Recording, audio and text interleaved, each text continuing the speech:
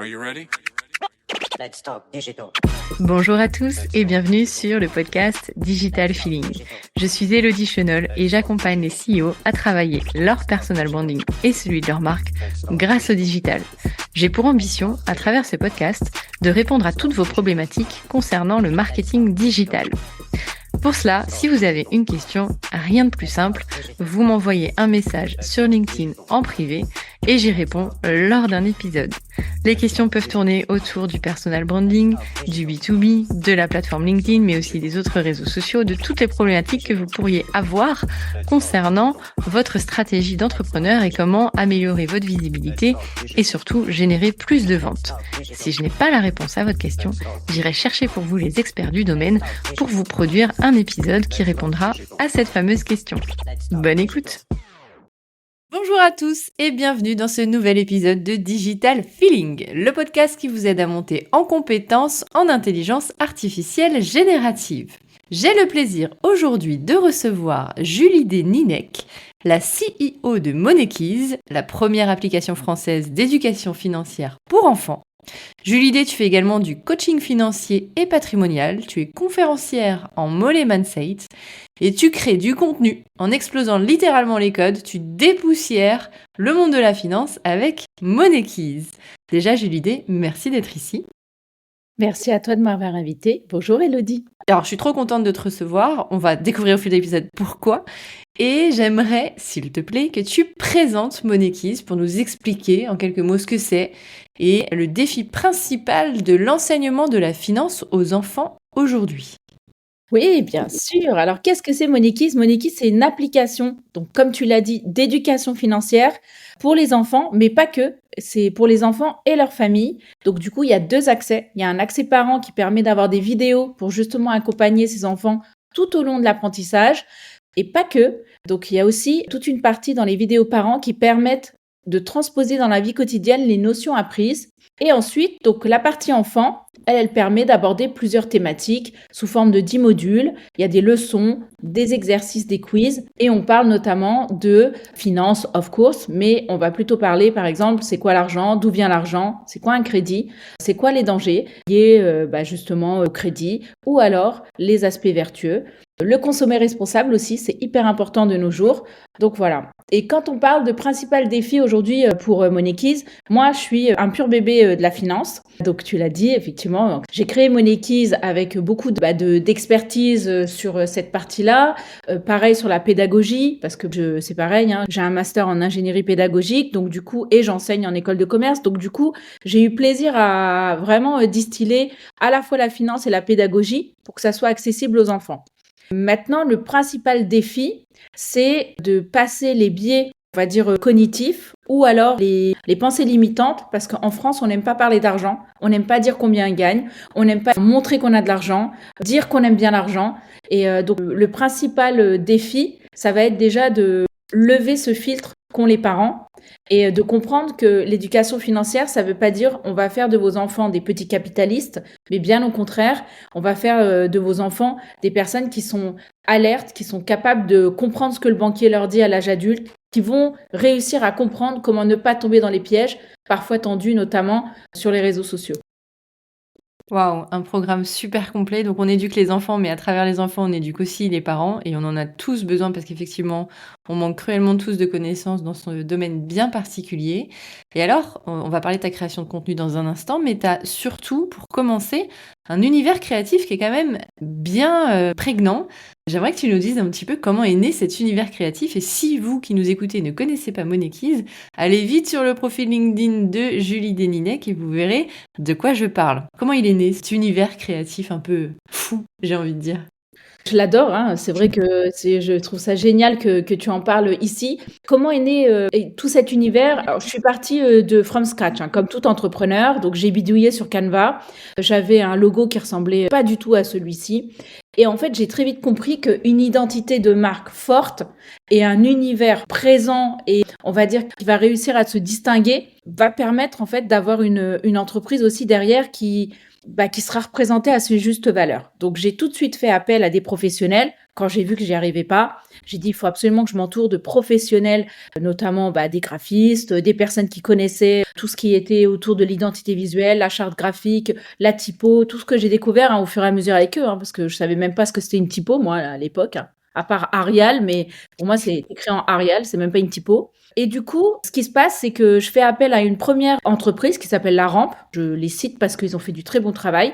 Et c'est eux qui ont créé tout l'univers donc de l'identité de, enfin, la charte graphique, c'est-à-dire le logo, l'icône et l'utilisation des typos, etc. Les couleurs. Donc on l'a co-construit, mais ils sont quand même allés à 80% à l'origine de ce logo, de cette identité. Et ensuite, je suis passée aussi par une freelance qui s'appelle Julie Gourion de chez Clap Studio, qui en fait a très bien compris mon univers, qui est en plus assez force de proposition. Et donc on a créé tout l'accompagnement autour de l'identité, les mascottes, comment rendre Instagram beaucoup plus représentatif justement de ce qu'on avait mis en place avec la rampe.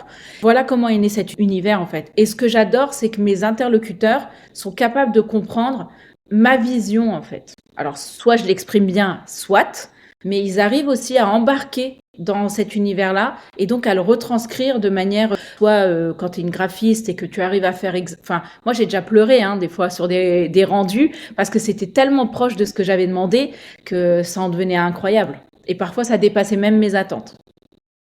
Donc une superbe collaboration qui a pu faire naître cette magnifique identité de marque. Et alors, tu as un enjeu qui est quand même assez fort, c'est que dans ton application, tu crées énormément de contenu. Énormément de contenu pédagogique, tu l'as dit, énormément de contenu pour former les enfants et pour former les adultes. Et donc, ce qui nous amène un petit peu dans ce podcast, c'est que tu utilises des outils d'intelligence artificielle. Est-ce que tu peux nous en dire 2 mots? Oui, alors dans l'application, sur le niveau 1, il y a 72 vidéos. Il y a 10 modules pour les parents, dont une intro et une conclusion. Donc là, on se retrouve à 12 vidéos. Les enfants, ils ont une intro, une conclusion, donc 2 vidéos. Et après, il y a 6 vidéos par module. Donc on est vraiment même à plus de 72 finalement. L'idée, c'était de faire des micro-vidéos qui étaient en fait basées sur les codes des réseaux sociaux. Donc du coup, beaucoup de choses qui apparaissent, etc. pour garder en fait à chaque fois cet engagement. Et pour ça, j'ai notamment aussi fait appel à une application qui s'appelle HeyGen et qui propose en fait soit de répliquer qui on est, donc d'avoir notre propre avatar mais en version Julie D, mais qui va prononcer des phrases que je dis à travers mon avatar mais qui finalement n'ont jamais été vraiment prononcées dans la vraie vie par moi. C'est effrayant, mais c'est magique en même temps. Parce que la première fois, ça fait toujours waouh, ok, d'accord. Et surtout, en plus, on connaît les histoires de deepfake et tout, donc ça fait très très peur. Mais en fait, après, ça devient en fait assez amusant quand on se rapproche quasiment de la perfection de notre réplique. C'est bluffant. Et puis après, j'ai créé aussi des avatars un peu sous forme de dessins animés qui reprennent les mascottes de l'application et de l'univers Moneykeys qui là, justement, reprennent les exercices, etc. Donc, HeyGen, hyper pratique. Il faut savoir l'utiliser, donc il y a une petite prise en main. Parfois, voilà, tu es obligé aussi de faire appel à des personnes qui connaissent très bien les outils et qui vont te débloquer les situations. Je ne sais pas si tu vois de qui je parle. Ça me parle un peu. Une fois qu'on l'a vraiment en main, ça permet vraiment de faire... alors, c'est pas vous claquez des doigts et vous avez une vidéo et hop, vous pouvez l'utiliser. Il y a quand même du travail derrière. Il faut relire, faut préparer le script, corriger le script qui est généré. Parfois, en fait, vous êtes obligé de recommencer parce qu'il y a des hallucinations de l'IA. Vraiment, HeyGen, c'est pratique pour avoir à éviter d'aller en studio, tourner la vidéo, être fatigué. La prise, faut la refaire 3, 4, 5, 6 fois. Voilà, là vous avez votre script, vos prompts, la vidéo elle sort, vous corrigez les fautes d'orthographe, et puis c'est assez pratique aussi pour changer de langue en fait. Si on a besoin de le faire en portugais, il suffit de demander à ce que ce soit en portugais, donc c'est génial aussi. Canon, merci pour ces explications. Avec HeyGen, effectivement, moi je l'ai pas mal pratiqué aussi dans la création de formations finalement, puisque ça permet d'avoir des modules d'introduction de chaque module sympathique avec un avatar qui te représente ou pas, et tu l'as très bien dit, on peut soit se dupliquer, soit prendre des avatars qui sont déjà sur étagère, soit créer son avatar, et ça permet ensuite d'avoir vraiment une solution personnalisée. Et tu as bien, j'appuie juste dessus parce que tu l'as bien dit, mais c'est vrai qu'il faut faire attention quand même aux hallucinations parce que les LLM comme HeyGen qui fabriquent des vidéos, même si c'est à partir d'un prompt, même si c'est à partir d'un avatar, même si on a créé le script en amont, eh bien parfois on a un petit peu de purée au milieu d'une phrase, on ne sait pas pourquoi, ou alors on a un accent bizarre qui se met dans la conversation, enfin alors que tout était nickel. Donc il faut vraiment bien écouter, réécouter, retravailler la vidéo pour être sûr que tout soit nickel et pas tout faire à l'appel sans vérifier derrière. Donc même HeyGen a des hallucinations, mais mine de rien, c'est quand même, tu l'as dit, un gain de temps énorme, puisque ça t'évite d'aller en studio, de te booker, de recommencer 10 fois la prise, etc. Donc ça, c'est un gain énorme en termes de temps. Et justement, est-ce que toi, tu as pu quantifier peu ou prou, parce que tu avais fait quand même beaucoup de vidéos en studio avant, est-ce que tu pourrais dire un gain de temps estimé et les efforts créatifs qui te permettent d'obtenir un résultat pédagogique et de qualité? Oui, bah alors attends, on va le calculer ensemble tout de suite pour pouvoir faire des formats classiques. Admettons 10 vidéos d'1 minute 30. Donc je les tourne. En plus du gain de temps, il y a quand même un gain financier. Donc il faut prendre le temps d'écrire 10 scripts, un peu les scénariser aussi. Parce que du coup, forcément, quand c'est un avatar, on peut mettre un décor qui correspond au script, etc. Là, il faut scénariser. Donc, la scénarisation, c'est parfois, moi, je le fais souvent sur un fond classique. Donc, du coup, il faut aller en studio. Le studio, bah, c'est pas donné le prix au niveau du tarif horaire. Il faut prendre un vidéaste qui est hyper quali, qui a du matériel quali, et puis qui est capable aussi d'aller chercher. Moi, souvent, il me challenge en disant, non, là, c'était pas dynamique, faut recommencer. Avec ses volontés aussi d'avoir, parce qu'à la vidéo, un être humain qui parle comme ça, c'est pas assez expressif. Donc, il faut aller chercher aussi un peu des choses qui motivent. Donc, il y a tout ça à mettre en place. Et pour tourner 10 vidéos, il faut bien compter une journée entière. Donc, tu as les scripts qui prennent en général entre 1 et 2 jours, le temps de relire, corriger, revoir si. Un jour de tournage. Et ensuite, ça part avec le vidéaste pour être monté. Donc, qu'est-ce qui se passe? Du coup, lui, il va prendre au moins une semaine, 10 jours, s'il est rapide. Vous recevez les vidéos, faut les re-regarder une par une, regarder s'il n'y a pas de coquilles, relire et tout rechecker. Il y a des allers-retours possibles. Donc franchement, on se retrouve facile avec 10 vidéos en 2 semaines, ou voire parfois 3 semaines. Là, les 10 vidéos, c'est possible de les faire largement en une semaine, parce que du coup, on a complètement le contrôle. Et pareil, les inserts, etc. On peut vraiment personnaliser, mettre sa charte, son identité, tous les couleurs. Donc vraiment, c'est hyper facile à utiliser quand on l'a en main, en tout cas. Et en termes de, vous l'avez compris, en termes de gains financiers, on va pas faire la pub. Là, maintenant, il y a d'autres outils que HeyGen, mais HeyGen, c'est celui que j'utilise. Mais en termes de gains financiers, ouais, je pense qu'on divise franchement par 10 le prix. Et c'est surtout qu'en plus, on peut faire encore plus de contenu. Sauf en 3 semaines, on peut faire beaucoup de vidéos. C'est super intéressant. C'est vrai que pour parler en termes de prix, on a des abonnements HeyGen, on a le premier essai qui est gratuit. Après, il y a différents types d'abonnements. Mais si on veut des avatars personnalisés, là, on n'a pas le choix. On est obligé de prendre le maximum de ce que propose HeyGen, donc c'est 89 € par mois. Mais si on se dit qu'en une semaine, on fait une dizaine de vidéos et que on a beaucoup de vidéos à produire, finalement, on peut gagner énormément de temps. Merci d'avoir partagé ça. Et alors, j'imagine qu'il y a quand même une touche humaine qui est essentielle à ajouter dans cette partie de production. C'est laquelle? Qu'est-ce qu'il faut garder en maîtrise? Les relectures. Tu vois, j'en parlais là avec une traductrice. J'étais à un événement d'entrepreneurs au féminin, en fait. Et elle, son travail, justement, c'est vraiment traductrice. Et je lui disais, mais ça va et tout avec l'IA, comment ça se passe et tout. Elle me fait, l'IA, ça fait des fautes d'orthographe, ça fait des fautes de liaison. C'est pas encore parfait. Et dans les traductions, ça peut être approximatif quand tu passes d'une langue à l'autre. Elle me disait qu'il fallait vraiment être très précautionneux le jour où je voulais tout switcher en anglais, par exemple, ou alors dans d'autres langues. Et ça, je pense que cette touche-là, il faut garder dans un premier temps, sauf si vous êtes bilingue. Si on est bilingue, on est capable de le corriger tout seul. Mais si vous ne l'êtes pas ou que vous allez dans une langue que vous ne maîtrisez pas, être bien attentif à effectivement qu'il n'y ait pas ce genre de coquilles. Surtout que moi, je m'adresse aux enfants. Donc l'objectif, si c'est derrière de leur apprendre des choses, mais avec des fautes d'orthographe, je sais pas, moi, par exemple, des accords qui sont mal faits, c'est pas cool, quoi. Donc, et pareil dans d'autres langues. Donc cette touche humaine de la relecture, je pense qu'elle est nécessaire. Vous pouvez pas balancer ce qui sort et ce qui a été produit comme ça directement sans contrôler. Si vous créez votre avatar, il faut forcément une version de vous. Donc du coup, ça c'est humain. Même si ça devient votre avatar, c'est quand même vous qui y retransformez. Après, je pense que sur la partie un peu créa, même s'il a des idées, il faut quand même guider. Et donc du coup, il faut garder cette partie humaine de créa. Parfois, moi, je fais aussi intervenir le vidéaste qui m'a filmé moi en disant qu'est-ce que tu penses de cette vidéo avec l'avatar? Comment on pourrait la rendre un peu moins IA, en fait. Je pense que vraiment, la partie créativité humaine est toujours essentielle et nécessaire. La partie relecture, comme je le disais, essentielle, nécessaire. On peut pas se dire je poste comme ça, brut de décoffrage, Scapondu et Jen ou alors une autre IA. Je pense qu'il faut quand même garder la main et pas se fier comme ça aveuglément en disant allez hop c'est bon, allez c'est fait, je gagne du temps, hop je l'envoie comme ça. Et c'est pas respectueux non plus des clients en fait. Bien sûr. Et là, tu passes un message super important et qui est un message que je passe, donc merci de le passer également de ton côté, c'est que l'IA, c'est un outil, c'est pas lui qui va remplacer le savoir-faire, l'expertise, le retour d'expérience. Et j'adore ce que tu dis quand tu dis que tu fais appel à ton vidéaste pour lui demander justement, donc à un expert métier, comment on peut améliorer une vidéo, lui qui te connaît bien, qui t'a filmé, et de pouvoir désavatariser, déAIser ton avatar. J'aime beaucoup parce que du coup, c'est vraiment ça, on recherche à recréer de l'humain et de gagner du temps et de l'argent, bien sûr, dans la création de contenu, mais il faut pas non plus que ça fasse trop robot parce que sinon, personne n'écoute. Et puis, on en voit plein sur TikTok, hein, des filles de robots où finalement on se dit oh là là, il n'y a pas de tonalité, il n'y a pas de variation dans la voix, etc. Donc c'est chiant. Donc on n'a plus envie d'écouter.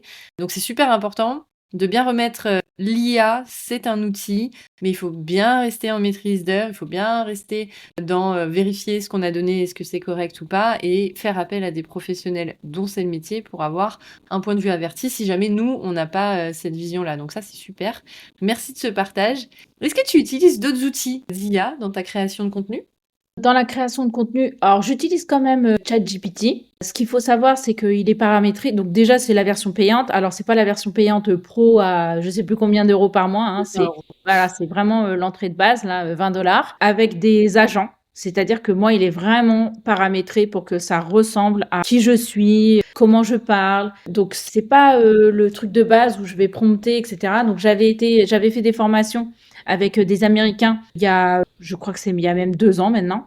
Donc au tout début en fait de l'IA, parce que j'aime beaucoup, j'ai beaucoup d'affection pour les États-Unis, ça toi tu le sais, mais je le dis pour les auditeurs, il faut savoir que souvent ils ont un coup d'avance et souvent ils adoptent les outils très vite et donc du coup il y a très vite une expertise, notamment dans la prise en main. Et aux États-Unis, donc moi j'ai choisi d'être formée là-bas sur ChatGPT et d'autres outils, notamment de génération d'images par exemple.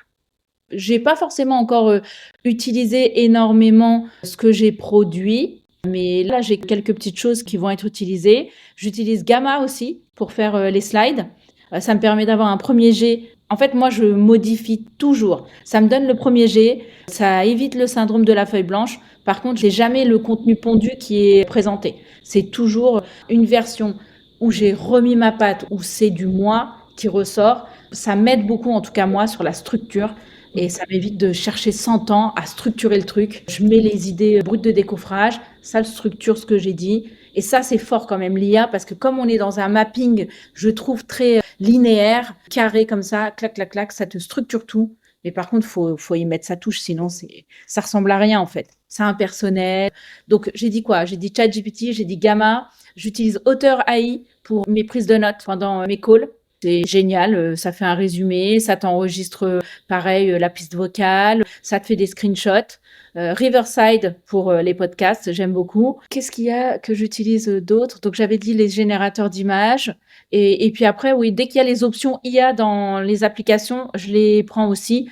Typiquement CapCut, il y a une version IA. Dans Canva, il y a une version IA. J'utilise beaucoup pour synthétiser parfois. Typiquement une phrase pour la transformer en bullet point. Je pense que c'est à peu près tout. C'est pas mal déjà. Il y a un bel écosystème créé autour des utilisations des outils IA. C'est canon, c'est super intéressant.